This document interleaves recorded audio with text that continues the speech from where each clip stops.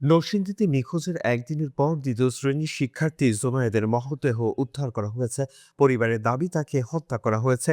পরিবার ও স্থানীয় সূত্রে জানা যায়, নরসিংদী সদর উপজেলার শিলমান্দি ইউনিয়নের বাঘহাটা গ্রামের বাসিন্দা জুনায়েদ।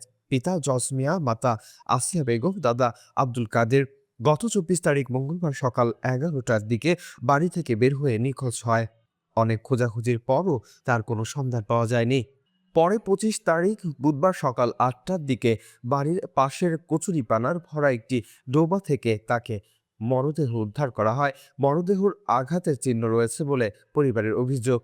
নিহত জুনায়েদ স্থানীয় ফারুক আজিজ সরকারি প্রাথমিক বিদ্যালয়ের 2য় শ্রেণীর শিক্ষার্থী ছিল।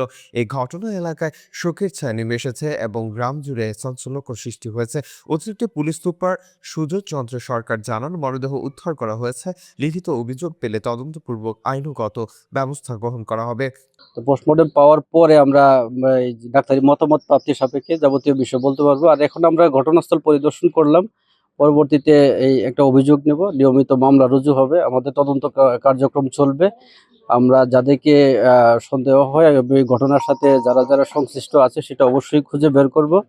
আর ইন দ্য মিন টাইম যে সাক্ষ্য প্রমাণ আছে সেগুলো আমরা সংগ্রহ করার চেষ্টা করছি। পুলিশ মরদেহ ময়নাতদন্তের প্রস্তুতি নিচ্ছে বলে জানা গেছে।